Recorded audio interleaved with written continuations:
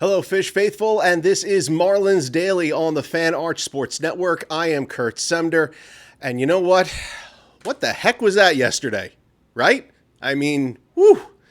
I came here today, I was all ready to sit and talk about a big sweep this weekend and a great road trip, and as you can see, we're going to talk about all of that, but what the heck happened yesterday in this finale of the series against the A's? A lot of questions from how this game ended. It could have went a lot of different ways. For those who don't know, the Marlins did win on Sunday. That was the big headline coming out of the game. They did get the win. They held on for a 9-8 win. They were winning this game 8-0. And Yuri Perez, the starting pitcher for the Marlins in the game, he is just cruising. He is as good can get. 21 batters he faced, 21 batters out. A perfect game through 7 innings. Only had thrown 92 pitches at that point. Things were looking good. They're cruising along. Everything's going great. And then Clayton McCullough makes the decision to take him out of the game and to go to the bullpen to try to finish off the perfect game.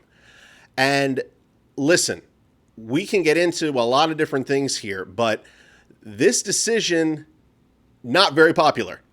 Was not very popular with Marlins fans or with Marlins writers or with pretty much anybody who knows anything about the team. And listen, you can go through any number of reasons to not have him continue in the game. Yes, I know he is just his third start back from the injured list. He's coming off of a leg injury, not an arm injury, not a shoulder injury, a leg injury, but an injury nonetheless. It's just his third start back. He's only thrown 100 pitches or more twice in his major league career. He's only done it once this season. That was way back in May when he pitched only 5 innings and needed 102 pitches to get through that. But he was sitting there at 92 pitches, just needing 6 more outs for the first perfect game in Marlins history. And they decide to take him out of this game. And he doesn't get a chance to throw a perfect game. Now, look. What ended up happening after that, kind of irrelevant, but just for the sake of argument, let's get into what happened from there. The bullpen comes into the game. The bullpen takes over. First batter gets a walk, so the perfect game is gone. Second batter gets a hit, so the no-hitter's gone. And Oakland, they're not the Oakland A's anymore. The A's go on to score, hit a grand slam, make this game much closer than it should have been. The Marlins added an insurance run in the top of the ninth that they ended up needing because the bullpen gave up more runs in the ninth. Miami ended up holding on to win the game 9-8. That's the end result. But the headline is what could have been here. Perez, again, was just cruising. The pitch count was the pitch count. And I think I know I'm not the first to say this, but we are just so hung up on pitch counts and analytics and all that stuff right now, it's got to stop. Because take into account the moment that we were in on Sunday. Yuri Perez on the hill, cruising along, 8-0 lead. Let him go out there for the 8th inning. Let him start the 8th inning. Have a reliever warming up and getting ready to go, but let him at least start the 8th inning. See what happens. Maybe you get a quick out or two.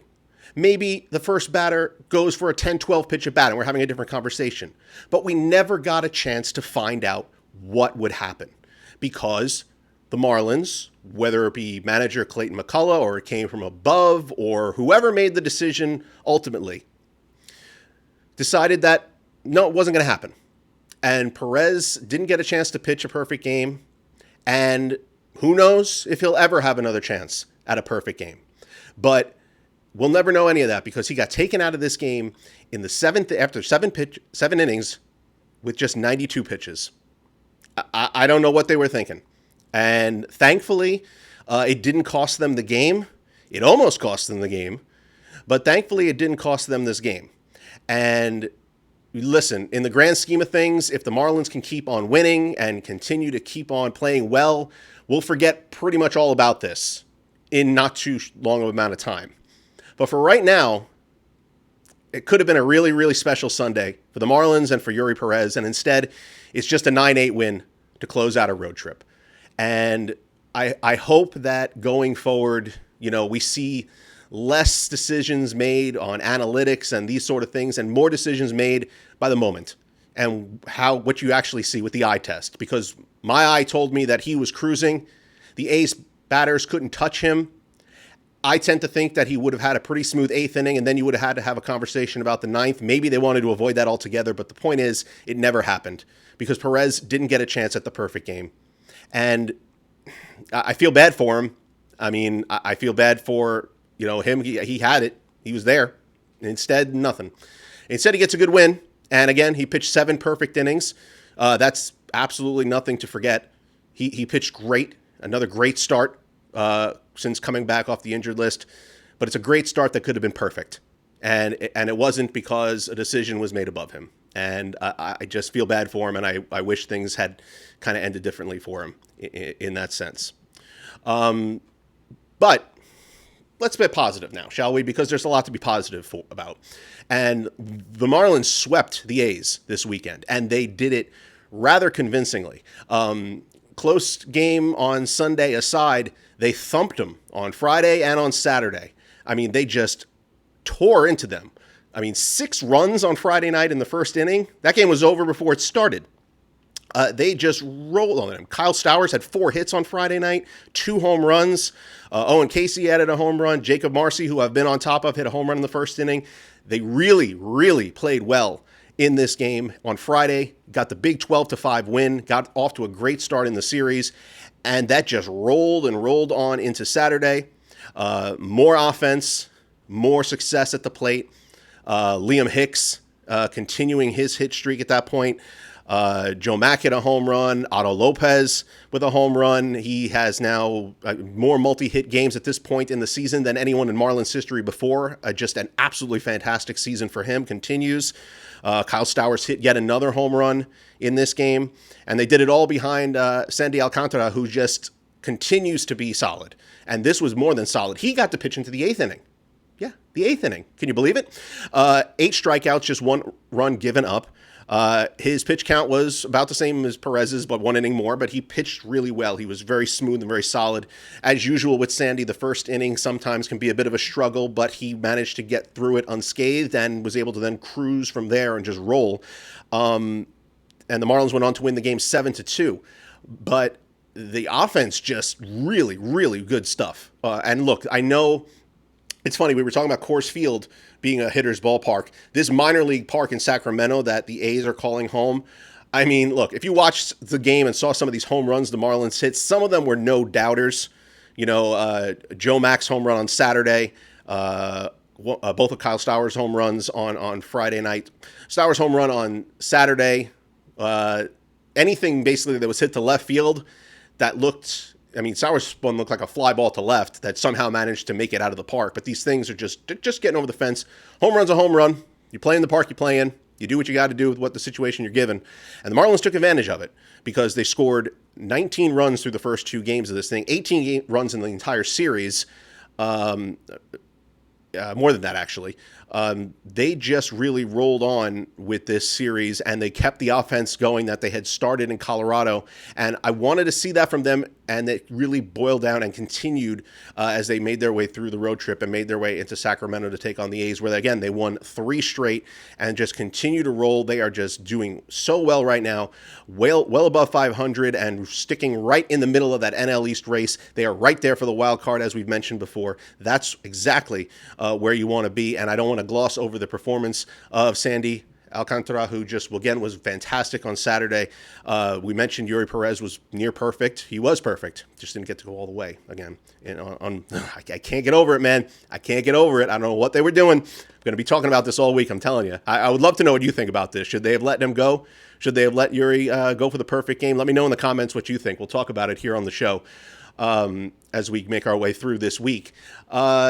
Listen, the other part of this that we should be talking about when we talk about what the Marlins have been able to do lately, they really struggled on the road prior to this road trip. June was great, so they played a little bit better all the way around. But look at this road trip, 7-3 on a 10-game road trip. Talking about playing in St. Louis, talking about playing in Colorado, and talking about playing the A's. Not the strongest competition there in Colorado or with the A's, who are banged up right now. St. Louis is in the middle of the playoff race, but Miami handled their business. They more than handled their business. You want to go 500 on a 10-game road trip, maybe a little better if you can. They went 7-3. They did great, ending with a sweep.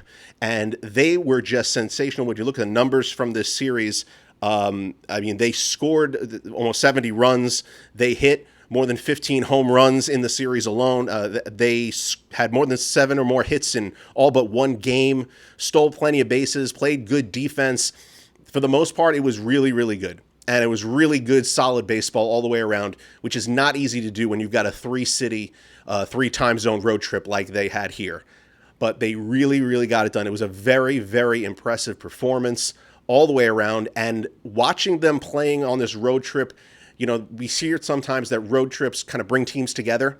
This road trip may have been done just that, because this team really, their confidence, you could see it getting bigger and bigger throughout the entire road trip, culminating in that sweep over the A's, where it looked like they felt like nobody can get them out, and they could come back in any game if they needed to, but they didn't need to, because they were scoring runs early and often getting out to the leads in these games and giving their starting pitching the support that it needed right from the jump. And that's a big thing for the Marlins. So hopefully they can keep that going here as they continue. But again, 7-3 on a road trip, a 10-game road trip, that is just, it's great. It's great. And look, they lost the first 2 games to start July after the crazy June. You started to worry maybe that they were going to be going back to how they played the first 2 months of the season. Well, they won 3 games over the weekend. So a good holiday weekend for the Marlins. It looks like they're going to be at least trying to play more like June and less like the first 2 months of the season. We'll see if they can keep it going here as they continue to make their way through with just 2 series left here before the All-Star break. And let's wrap things up today by talking about that, because the Marlins do have 2 more series left. They're returning to Lone Depot Park this week. And they got 2 American League foes coming in. They got Seattle for 3 games starting tonight. And then Cleveland is going to be in town. Seattle in town starting tomorrow night. They got that day off to recover from the 10-game road trip. Thank goodness. So Seattle starts tomorrow night with a 3-game series. And then Cleveland for 3 games before we head into the All-Star break. And Seattle and Cleveland are both near the top of their division, so this is a good test for Miami to see how they stack up. But don't let the standings fool you. Their records are about the same, if not worse than the Marlins' record right now. But Seattle is right there at the top of the AL West. They're going to be a team that, again, will give a challenge to Miami and see how they fare in that one. And then Cleveland coming into town to wrap things up. So, good test week for the Marlins. See how they set up their pitching rotation for the week. That's going to be a little bit interesting. See how they wrap things up with 6 games to go before the All-Star break. And the Marlins did get 2 All-Stars, which I kind of hoped and expected them to do. Congratulations to Otto Lopez. Congratulations to Max Meyer, both making the All-Star team. I'm going to talk a little bit more about that tomorrow and what this could mean for the Marlins rotation going forward, because they're going to have to make some decisions that may impact what happens here towards the end of the week and which Marlins pitcher, if it is Meyer, actually gets to pitch in the All-Star game. So we'll see. But listen, a wild weekend here for the Marlins. We're going to be keeping an eye on how things play out throughout the week here on Marlins Daily. Once again, let me know what you think about the decision to take Yuri Perez out of this game on Sunday. I really want to know what you think. If you feel like it was the right call, or if you think that Clayton McCullough should have left him in the game and given him a chance to make history. You know how I feel. Now I want to know how you feel about it. All right, so that's it for Marlins Daily here this week. I'll see you all tomorrow.